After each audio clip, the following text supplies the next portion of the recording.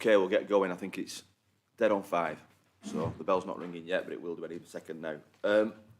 Welcome to this meeting of the Central Lancashire Strategic Planning Joint Advisory Committee. I'm Alistair Bradley, I'm chairing this meeting. Sorry, I'm not. I need to be appointed. Thank you. That was very presumptuous of me, wasn't it, David?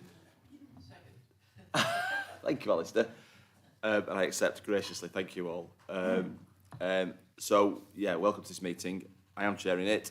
We've had a couple of apologies, which we'll come to in a minute, but we also have Jay Flannery from South Ribble, who's running late, stuck in a traffic jam, hopefully on his way here shortly, which will be very good if he gets here, because we're a few members down. The apologies I've received so far, Matthew, are from Councillor Alan Cullens, Councillor Terry Howarth and Councillor Caleb Tomlinson. Have we any others that you're aware of? I'm not aware of any others, Chair. Okay. Right, well, we'll get cracking because at the request of Councillor Burrow, we'd like to get this meeting concluded promptly tonight, and I'm sure we've all got other things that we'd like to be doing as well. All right, I've also got people in online, I noticed. Thank you for turning the thing around. So we've got Councillors Whittaker and Boardman from Chorley, and Councillor Margaret France from Chorley, and Councillor Karen Walton from South Ribble, and Councillor Whittam from LCC. Is that right? Okay, welcome to you all. Right, the first item of business is declarations of interest. Has anyone got any declarations of interest to declare? No. Before we go to the main items, Phil Smith, Councillor Phil Smith. Yeah. Thank you for bringing me in, Chair. I've just, these meetings, as we know, are getting to a very, very critical and important stage. And what dismays me, to be quite honest, and it has done for some while, and I've mentioned it previously, that we have 6 reports on here, which are all verbal. And I have to say, I don't like verbal reports. Some of the reports we've had in the past verbal reports have lasted up to half an hour. Very complex documents without any papers. And to me, to chair, in my view, that really isn't good enough. Thank you. Okay. I don't know if any of the officers present want to respond to that. Not keen. I'm happy to do it. Michael, do you want to come in as well? Just briefly, if I may, Chairman, I think it actually adds to the ability to make decisions if we do have the papers in advance. I understand there's a need, obviously, for verbal reports from time to time, but when it's every report, it does make it a little difficult in order to carry out what is really important business. And as Councillor Smith said, we are at a critical stage in this. Noted. In lieu of officers commenting, my comment would be we are way behind the programme with this process. Reports are distributed on an ongoing basis to many members of this grouping, and you should be getting those reports through as they're drafted and for information before they come to these meetings. Most of the reports here tonight, I think, are not external reports, the reports from our own officers. And as a result of that, myself, Councillor Burrow and Councillor Flannery, as the lead members for each of the councils, have been meeting to try to push the process forward. As part of that, I think we've decided that in the interest of getting to a position on a lot of this stuff, we're better having officers doing the work they need to do to appraise documents and to appraise external reports, rather than producing reports, detailed reports for this meeting, because those reports will be distributed as we're going along. There is a balance to have with that. I think the balance is a bit unbalanced, the wrong way, at this night's meeting, but I think there is a balancing act to do because we are way behind in this process where we should be as a group, okay? And that's because of COVID, that's because of lots of things that have happened in the past, many beyond our control. I know the points made, I agree with them to a certain extent, but I also think we have to focus on what we're trying to do here, which is to get a new local plan in place, because at the moment, you'll be aware, and we'll have feedback from the developers forum that was recently held, developers believe our local plan is out of date. And the longer we spend sitting down talking about it, we haven't got a local plan in place. But Councillor Smith, briefly. Thank you, Chair. I agree with Councillor Green that maybe if we've got reports and we can read the reports in advance of the meeting, that we're a lot better prepared and a lot better to deal with. I just begin to wonder whether the lack of reports is to protect the innocent or the guilty. Thank you, Chair. Not quite sure what you mean by that, but I'll let that one ride. I think the officers have heard the comments made, and we'll reflect on it and provide better reports either between the meetings or at the next meeting. And we'll move on from that. Sorry, Councillor Whittam. Thank you, Chair. It was just to say, I know you mentioned there that you got information, you got a draft copy, but we don't all get draft copies of the agenda items. And, you know, county councillors come into this completely blind because they're all just for verbal reports. And I think it is really, really important that we do get the reports, so then we can make the right decisions, and then we can, and I know we're virtual, you know, some of us can't make decisions tonight, but we need that information to be able to move forward. I understand why we're behind, you know, COVID and everything else, but now we really need to crack on, and those reports should be available for all members of this committee. Thank you. Yep, hear what you say, and others, and we will look to improve on that. Chris Haywood. Press the button. Which is right usually in my. Have you got a duff device? No, your light hasn't come on. Is it on? You borrow Chris Blackburn's. Oh, there you are now. There we go. There you are. Thank you, Chair. Yeah, I just want to echo really some of the comments that you've made, and we need to think about the alternatives, because officers are under extreme pressure here to get the work done, and we are where we are with the timescales. The alternative is to delay these meetings by a couple of weeks to allow officers to write the reports up. So it's getting that balance right, as the Chair has said, in terms of how we want to progress this. There is a immediate tight deadline now in terms of the next stage, which is the preferred options. It's not ideal, but hopefully, you know, the other thing that we need to consider is our meetings that take place within the individual councils, the member working group meetings, and they are key forums really that could be taking place behind the scenes to inform this JAC meeting. Okay, thank you, Christopher. And that's definitely a point for we're certainly doing that shortly to try to again use our local plan working group and other meetings of groups, etc., to disseminate information, and that's an ongoing issue. Michael? Chairman, apologies for having to come back, but as Councillor Whittam said, county councillors don't receive any drafts of the reports. I've certainly not seen any previously, so if we could be included on distribution lists moving forwards, that would be helpful. And also in terms of the local member working groups in the individual districts, again, well, I'm not included in any of those. I don't know about the other county councillors. So if there's a way of bringing us in, because otherwise we're only getting half the information, and then we're coming to these meetings and that's a disadvantage and having to catch up. Thanks, Chairman. Noted, and again, I'm sure the officer will action that, Michael. Any other comments on that item? Yes, David. I think the two county councillors who are here are both double hatters.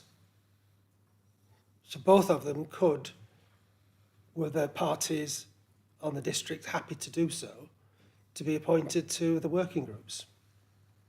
So I would have thought that would have been quite a good way of making sure they're included in the discussions.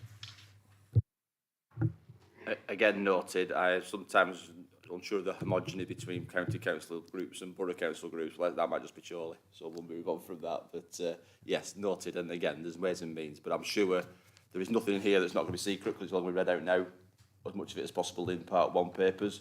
We try to put as much stuff in Part 1 papers, but yes, there's valid comments from all sides. Okay, we'll move on, because I want to get on with the actual meeting and not discuss our arrangements, if that's okay. Sue, you still got your hand up. Is that another point, or your last hand? Yeah, it's just a quick point. Yes, I am on the working group at Peston. Yeah, because I'm dual-hatted, but I haven't seen any advanced things this evening, and we haven't had a meeting. But that's something we'll have to sort out the mechanics. I get that, and I know it's really important, but we need to all be inclusive, and we all need to work together. Thank you. Okay. Any more for any more? Right. First item then is the minutes of the last meeting. Does somebody want to propose that they're a record or raise any issues with them? Or yes, Michael. Thanks, Chairman. It's minute 28 and the resolution. That was the discussion about the housing numbers and the approach that we were taking to that number. Yeah. I actually abstained on that vote. I won't go over the reasons. That was very clear at the last meeting. That's not been minuted. The minute is actually accurate, but it gives the impression that it was unanimous and it wasn't. If that could be Could you reflect that, please, Matthew? noted, please. That's Thank fine. you. Any other items arising or amendments? Councillor Phil Smith. Yeah, if you allow me to speak on the same subject, I mean, I don't get a vote on this committee, therefore I'm not part of the committee, and therefore my vote doesn't count. But I did make it very clear that the Conservative group at South Ribble would not be supporting that, not supporting the rationale behind it. Thank you, Chair. But you didn't put anything else forward, did you? You didn't propose any amendment because you can't, because you're not on the committee, Phil. No, I can't. I wasn't on the committee. I'm not able but as to. a non-voting or a member in observation, I don't think it's appropriate that we should record the opposition of any grouping. There's people from that group who are present to do that if they want to. Are they not? I'm quite happy with that, Chair. I mean, I spoke up at the meeting. I'm quite happy with that, and I've made it clear today that what our views are. So I'm quite happy with that. Okay. Anything else? Can somebody propose that we accept those minutes with the amendment that Councillor Green's Move vote is it, recorded? Chair. Seconded by anybody? Thank you. All those in favour, please show. Anybody against? Any abstentions? No. Right, okay. Item 6 is the next item, which is the feedback from the aforesaid developer forum that was held, I think, 2 weeks last Monday. Carolyn, are you doing that? Yeah. They all loved you, didn't they, Carolyn? They did love us. The developers, they all loved They you. didn't really say much, so you'll hear that now. Yeah, so the developer forum was held on the afternoon of the 26th September. County Council very kindly provided us a venue at the Exchange again, which went down really well. We had around 70 registered to attend, but on the day we unfortunately there'd been a housing event the week before and a lot of the members had all got COVID, so we ended up with about 60 on the day, but it was still well attended, and in most cases they were able to make sure that every consultancy or agency was promoted there. We had attendance by developers promoting sites, land promoters and agents, planning consultants, and also the NHS Trust, which was an interesting one. And in regards to developers, they were small to large, so we had a good range there. And also, following the event, all those who were on the developer forum, whether they attended or not, were sent the information about the event and the presentations, and those presentations will be going on the website, and as noted in the notes here, they will be made available to yourselves. Although the last one, the last Jack, did have the presentation by DLP. The event was chaired by Chris Maguire, and the presentations were provided by Jonathan Node and Chris Hayward for the councils, ARC4 in respect of their work on housing need and demand studies for the three councils, Hive on densities, that work has also been presented here previously, and again DLP, the housing study information they presented to the JAC previously, as well as a discussion around the housing need position and distribution for Central Lancashire. And then it concluded with a panel of speakers, which again was everybody who's pretty much named above there. That went down really well. There were a number of questions raised around the housing numbers. Some of them are around what information had been used to inform the study, how the economic information had been fed into that. Questions, should we not be going for a higher number given the recent delivery across Central Lancashire? Questioning the stepped approach and the justifications for that, and also about the need for a buffer position. On the ARC4 data, which is your housing need and demand, there was questions around ensuring that affordable housing need had been accommodated for, which it had been. Information was presented about the ageing population, specifically in South Ribble and more recently in Chorley. Chorley's seen a dramatic increase, and recognising the need to capture that.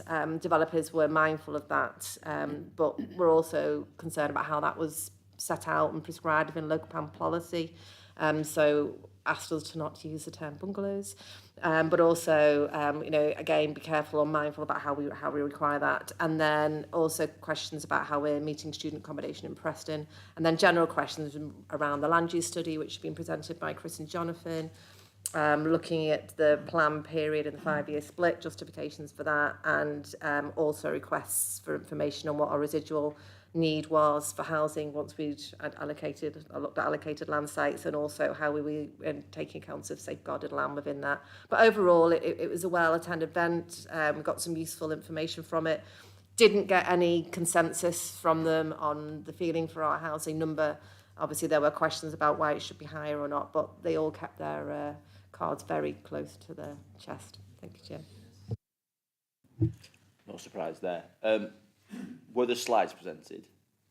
Yes, there were slides presented, so they've been distributed to everybody on the developer forum, and I will get them sent out with the minutes from this meeting. Everybody on this committee? Yes. And those people in attendance? They please, will do. Matthew? What I will do is if I send them to Ben, Lizzie and Matthew, and they can send them around the local plan working groups as well, Chair, so they get around all those groups. In case, obviously, those meetings might not be happening in the next week, so make sure everybody gets them. And they will be going up on our website this week as well, so you'll be able to access them there too.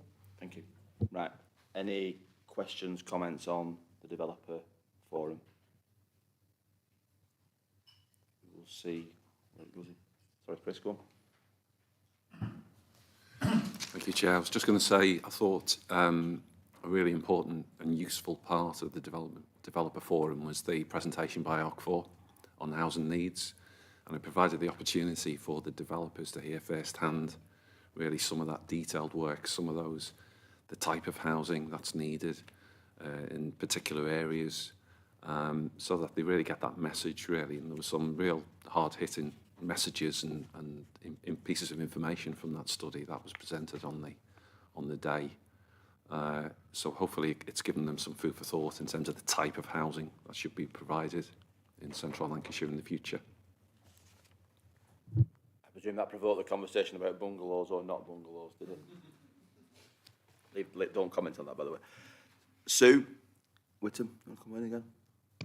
Sorry, thank you, Chair. A couple of things. Yeah, I'd be interested to know how many developers attended and from what areas, or were they big hitters as usual? And also, I presume the notes from developer forums will actually be circulated to all of us, because I remember there was a councillor, I think it was Councillor Flannery, at the last meeting really wanted to be involved in that developer forum, and I understand that we're not, which is fine. But I think we do really need the information coming through, because it is a couple of weeks now since that meeting was held, and usually notes are produced quite quickly. So it's a bit disappointing, I would say. It was a verbal report, but thank you. Okay. Yeah, so it wasn't a formally minuted meeting, it was a forum. So we'll have the presentation slides that were shared, but we didn't minute what the developer said. It wasn't that kind of a meeting. It was to just have a discussion with them and allow them to ask questions. Carolyn will share her notes, but it wasn't actually recorded in that manner. And I think, from memory, the lead members for each authority were invited to it. I couldn't make it, and I don't think Jay could make it, actually. Couldn't, because it clashed with the Labour conference, I think. But I can provide a list. I wasn't there either.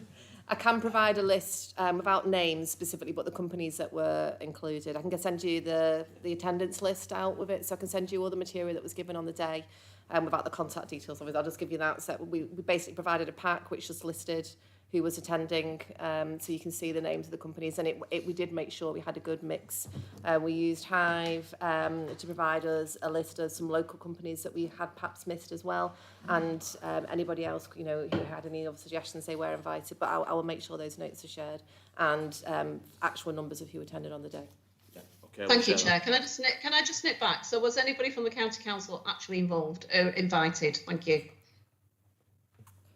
Officers were, but it was put out to the Jack if people wanted to attend to contact us. So that's where it was mentioned, but nobody, if you came back to us, we would have put invites out to you, but we only had requests, I think, from Councillor Flannery and Councillor Morwood, who were going to attend. But obviously the clash of events on the day meant we didn't have a member attendance in the end. Find out. Thank you. Don't know. Welcome, Jay. I don't think you've missed a great deal. We're just on the first item, really, item 6. Okay, any other questions on developer forum? Are we going to do another one before? We haven't got another one planned before the preferred options, but we will continue doing them as we go through the process, yes, Chair. Okay, excellent, thank you. And I do know that we did make big efforts to include more local and smaller sized developers this time than we had in previously. Right, the next item then is item, we just have to note that, yeah, we have to note that. Item 7 is the land supply position for the 3 councils, and there is a verbal update which is very short and very brief, Councillor Smith, which you'll perhaps explain why you haven't got a written report for this one, which is, and I will read it out because it's not been written by me, but officers ambitiously hope to be in a position to provide a detailed update as to the land supply position for housing and employment across central Lancashire for the new period, hence this being a verbal item, i.e. they were working right up the wire to do it. However, the work has not been has been more complicated than first thought, and the work required to map the sites is quite specialist, requiring external support on top of what we're doing ourselves. Therefore, once ready, it will be reported locally following this meeting as part of the work leading up to preferred options. So basically, it's not in a position to share as of today, despite our best efforts, but it will be shared hopefully very soon in the councils, and I know in Chorley, because I think each council's slightly different stages of where we're up to with the work.